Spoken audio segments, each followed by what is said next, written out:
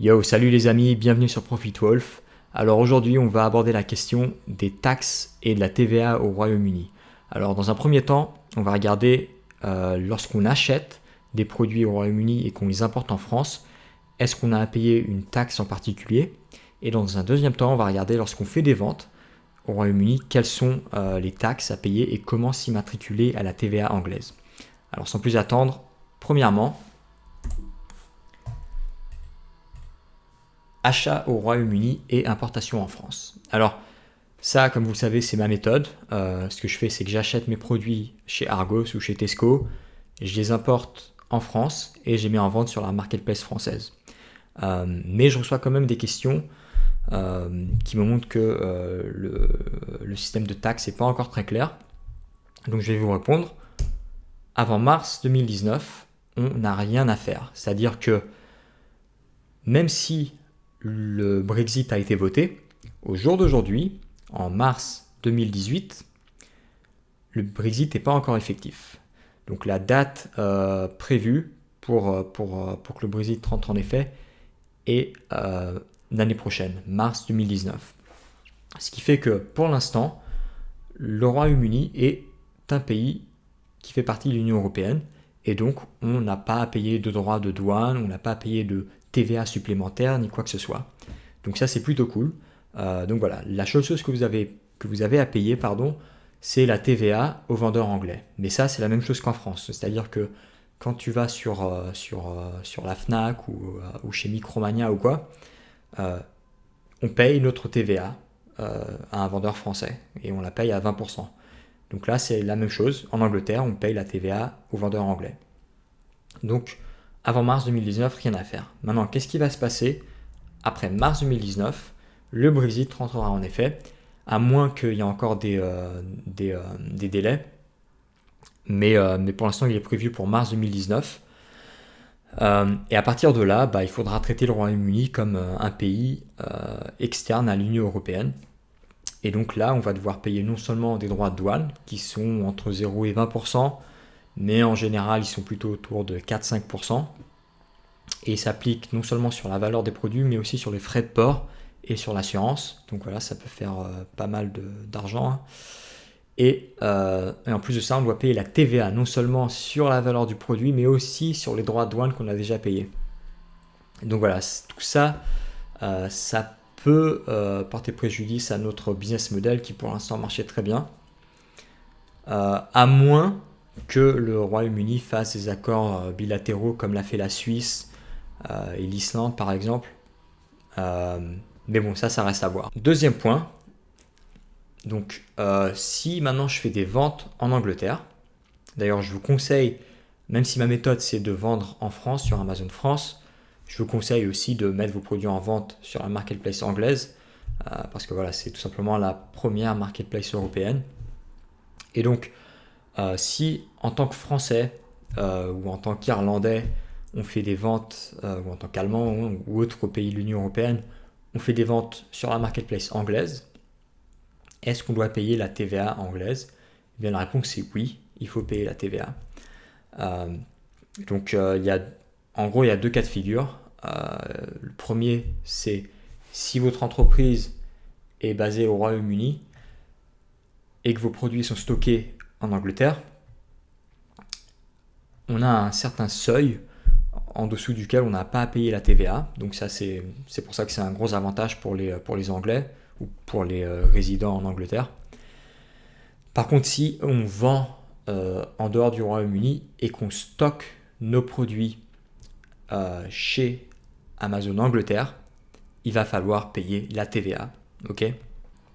Donc moi j'estime que la plupart des vendeurs français qui vendent en Angleterre sont dans ce cas de figure, donc c'est-à-dire qu'ils font du FBA, ils stockent leurs produits en Angleterre et ils doivent payer la TVA anglaise à partir du premier euro de vente ou de la première livre de vente. Donc maintenant, comment faire? Eh bien, il faut s'enregistrer impérativement, s'immatriculer à la TVA anglaise. Et donc pour ce faire, il va falloir aller sur le site de la HMRC. Donc c'est le site officiel dans lequel il faut s'enregistrer. et c'est celui-là. Ok. Donc ça s'appelle le HM Revenue and Customs.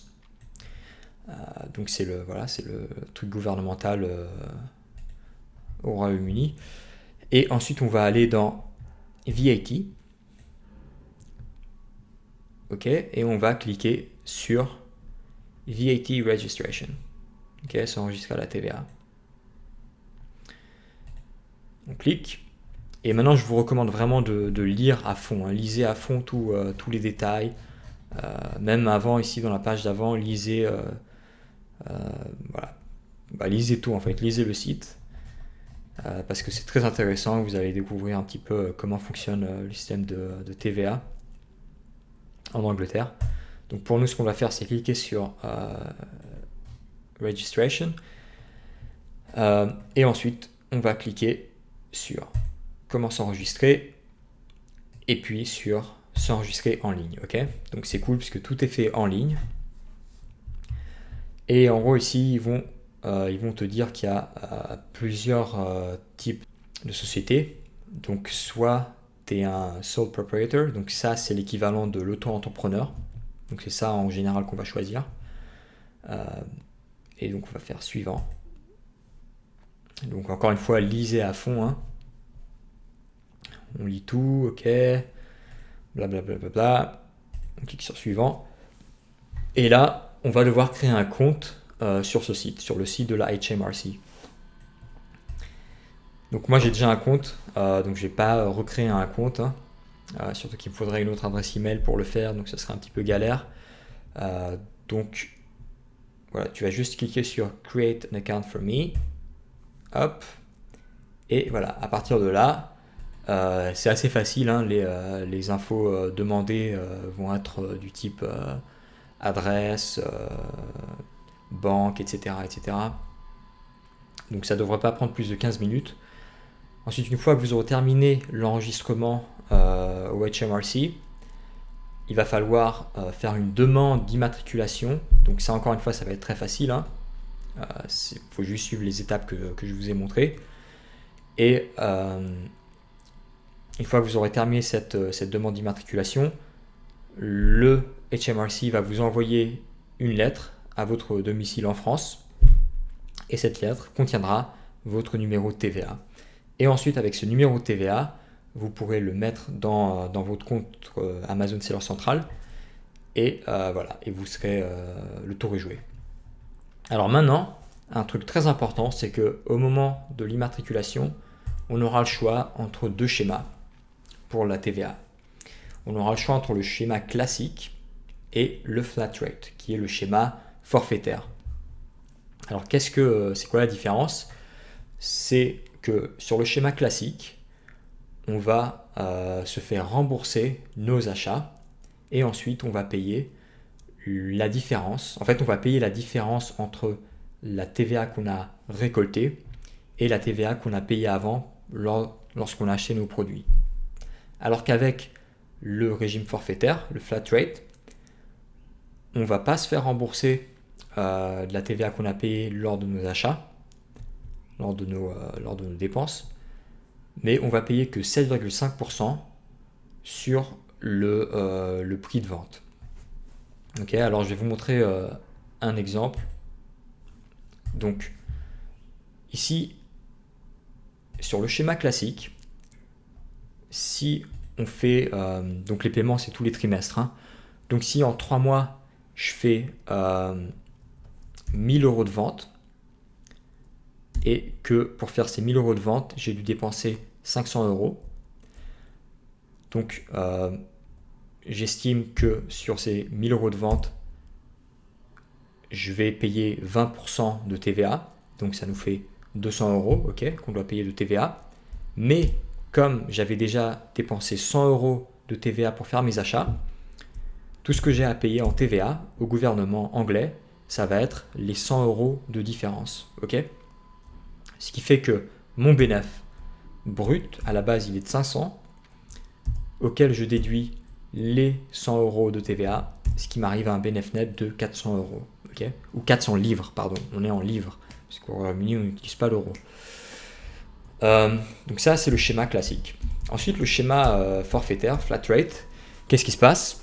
Donc, j'ai fait mes achats et j'ai payé 20% en TVA, hein, comme toujours. Par contre, ces 100 € TVA, je ne vais pas les récupérer. Je ne vais pas les récupérer, mais en contrepartie, au lieu de payer 20% au lieu de payer 20% au gouvernement sur mes ventes, je vais payer que 7,5%.